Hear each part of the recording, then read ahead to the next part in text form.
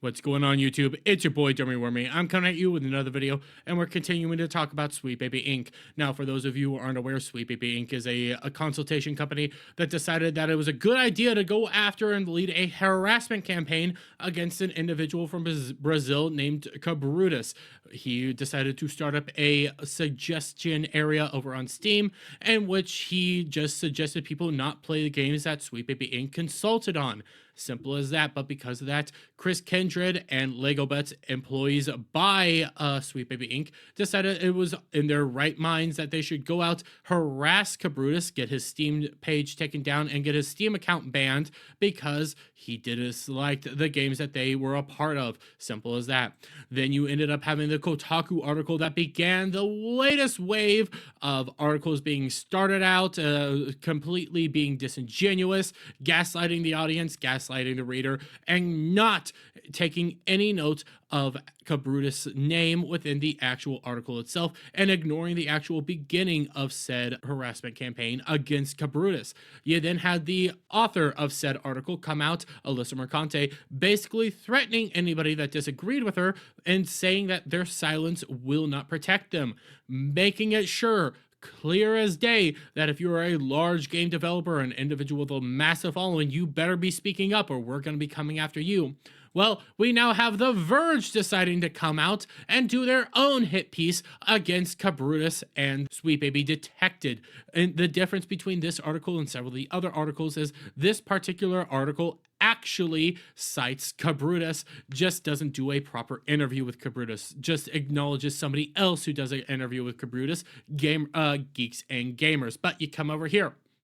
The return of Gamergate is smaller and sadder. I could agree, because this time around, all the game journals are being treated the way they should have always been treated, like a joke, constantly getting ratioed on Twitter and being, well, but a group of gamers has mobilized a harassment campaign against a story consult company, marginalized developers, and journalists in protest of what they see as forced diversity in gaming. It is by far forced diversity within gaming, and this article just continues to do the exact same thing that Kotaku's article does. Again, the only difference here, though, is they actually show speak on Cabrutus. Come down here. The Neo Gamergate fever surrounding Sweet Baby Inc. started a Brazilian Steam user by the name of Cabrutus. In January, he created the Steam curation page called Sweet Baby Inc. Detected, SBID, which the page description explains is a tracker for games involved with Sweet Baby Inc. According to an interview with Cabrutus and Geeks and Gamers, he believes Sweet Baby is responsible for forcing political agenda and DEI, the abbreviation for diversity, equity, and inclusion, into their games. Now, we've been over this plenty of times on this channel, and what they have actually done. We have evidence of Kim Belair, the actual creator of Sweet Baby Inc., one of the CEOs of Sweet Baby Inc., blatantly saying, hey, if your guys don't want to go with this, please go to your marketing company and everybody like that and terrify them about what would happen if this doesn't go down. Threats of cancellation and everything like that.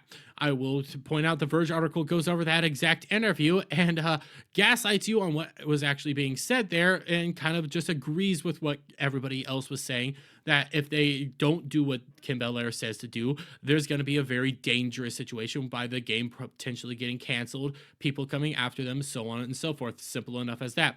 But to simply say that there's no evidence that Kim Belair has actually done this, I would like to direct you to this real quick. This is a video going over how Sweet Baby Inc. actually changed Saga Anderson within Alan Wake 2. This is a clip from the actual Quantum something. I'm not an Alan Wake fan, so correct me if I'm wrong, but a little small teaser in which this is your Saga Anderson, the actual character that was changed for Alan Wake 2. You come over here to Game Developer, where they blatantly talk about the creation of Saga Anderson and why she was changed black. And you scroll down here to an little area says finding Saga Anderson. For creating Saga Anderson, the developer at Remedy took a different approach compared to the process behind other hero characters, resulting in more organic creative collaboration across different disciplines at Remedy Entertainment and outside parties, along with working with story and narrative consultant Kim Belair of Sweet Baby Inc.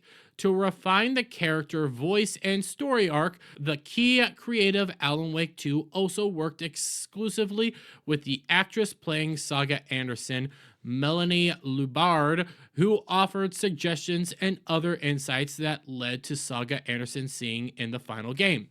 Kim Belair is specifically mentioned within this by the actual creators of Alan Wake 2, by the actual individuals helping create this. Kim Belair of Sweet Baby Inc. is mentioned in this whole thing. So when you say they have forced diversity and you find out that they race swapped a minor character from a teaser trailer to a black woman, they cite Kim Belair, probably is being done by right there. But as you continue on in this article, and I don't really need to go over it that much, they continue to gaslight everybody. They continue to say, take quotes out of context, take situations out of context, and make it seem like everything going on here is just a bunch of angry white male gamers that are angry with diversity and everything like that. And they're just sexist, racist, homophobic bigots, and just, you know, the usual thing, all while saying they are harassing everybody, but not showing any real signs of harassment themselves, just saying that it is happening. Well, you come over here to Twitter and come to Cabrutus himself, pointing out that he knew that this was coming. He knew that this was coming because in this actual article, she blatantly says she got into the Discord server where she tried to paint it outright. Well, she ends up getting banned and something very awesome happens. Cabrutus has an individual that actually goes into speaks with the creator of said article and continues to talk to her to find out what her whole goals were, and he called it. Gaslight, misdirect you, and treat you like garbage, because I just need to come down here to a small little segment of these screenshots to tell you how disingenuous this author is. She is responding to, this is a back and forth, this part right here comes from the author herself, in which you have this wonderful little thing where they are talking about what Sweet Baby Inc. has done, some of the aspects of what Sweet Baby Inc. has done, and they begin discussing Angrboda from God of War Ragnarok, who was supposed to be an ice giant, and she is a black woman within the God of War Ragnarok. Doesn't really make sense for Nordic mythology to have a black woman be an ice giant, but hey, DEI. You come right here. I don't think there was any black people born in Scandinavia during the time God of War takes place. There also weren't big-ass snakes or magic or blue dwarves either. So if a game can have all those and none of those are questioned, why is the black character questioned? It's fantasy, and beyond that, it's a game, and the real people making the game chose to appeal to the real people who play the game, some of whom are black. The problem with this thing, which this particular user helps point out, is Angrboda is Nordic mythology. This whole game is based on mythology. It doesn't make sense to have mythological beings and things of that nature not represent the culture that it actually produced said mythology. So you come down here. The blue dwarves and giant snake exist in the mythology. The new God of War takes place, and it's believable because it's mythology. And it's explained within universe by people who read Norse mythology. If there was an explanation about why Angrboda is the way she is, I can 100% assure you people wouldn't care and would understand where the game direction is coming. Of course, the racist would still get angry about it, but they would be more invalidated. It's a perfect explanation right there. This whole back and forth that Cabrutus shows you is a perfect explanation of what was going on here. This author from The Verge doesn't even know anything that she's talking about. She just went out to do a attack piece yet again against Cabrutus, yet again against Sweet Baby Inc. Detected, against the Discord itself, against everybody that's siding with Cabrutus because of identity politics, because she agrees with what Sweet Baby Inc. is doing. She's on the side of Sweet Baby Inc. So now we must lead a harassment campaign against Cabrutus, all while ignoring the harassment campaign that started it all and just say Cabrutus and all these people are racist, sexist, misogynistic, transphobic, all the phobes you can answer without showing any real evidence of it. But I'm going to leave it there, guys. Let me get you guys' thoughts on all this down in the comments below. If you like this video, please give it a thumbs up, share it out with friends, hit that subscribe button, hit that notification bell for every time I put out a new video and go live. And I'll see you guys all on the next one. Bye for now.